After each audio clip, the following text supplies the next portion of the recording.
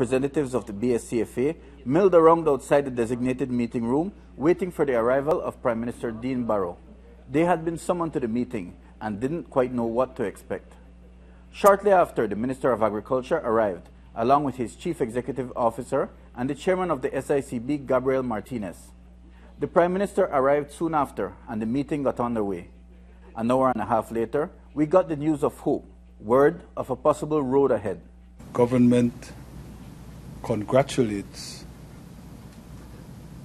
the BSCFA and commends the BSCFA on the position that has now emerged, which position, in our view, represents a fair and indeed compelling basis on which negotiations can now take place between the BSCFA and the ASR-BSI.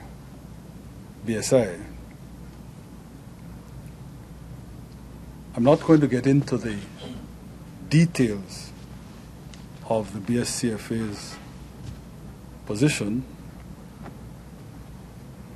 I will say merely that it demonstrates extremely mature leadership on the part of the BSCFA. The BSCFA has up to this point remained absolutely inflexible on two primary issues: ownership of the cane and the formula for payment of bagasse. While not willing to bend on those now, the BSCFA has claimed that it is willing to talk about them sometime in the future. During that talking phase, they want to start the crop with an interim one-year agreement. That has been the hardline stance. What still remains, the core stance of the BSCFA,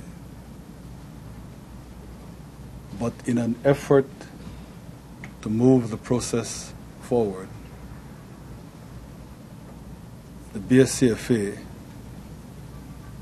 has introduced some modifications into their core position.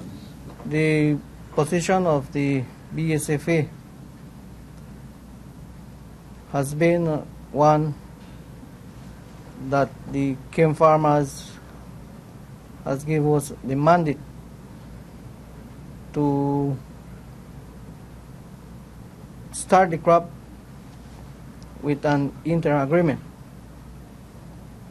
But the time is closing up for the start of our crop,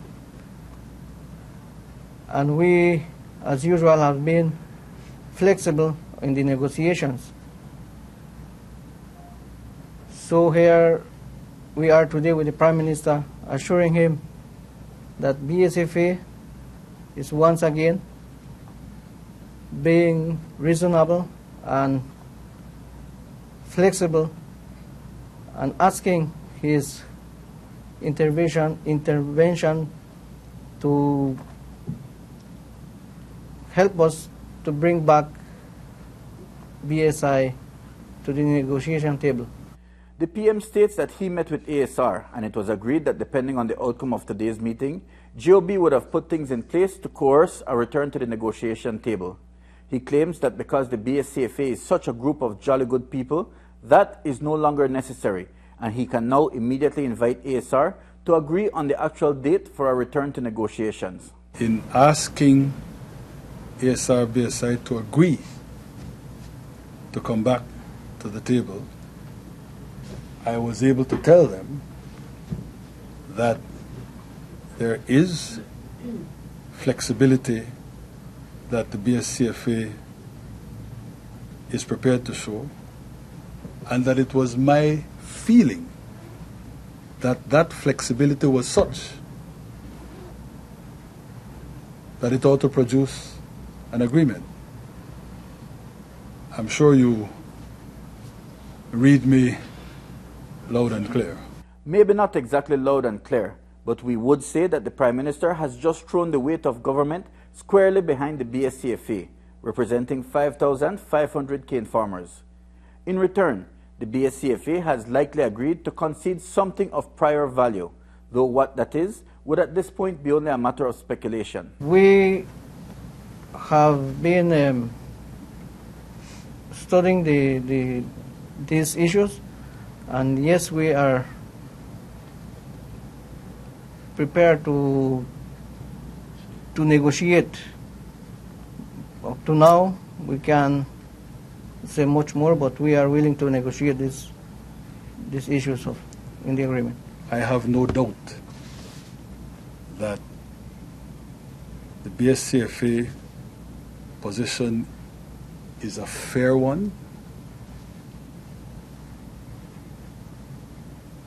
seeks to protect the interests of the cane farmers, but seeks at the same time to be able to compromise with ASR so that the crop and the industry can go forward.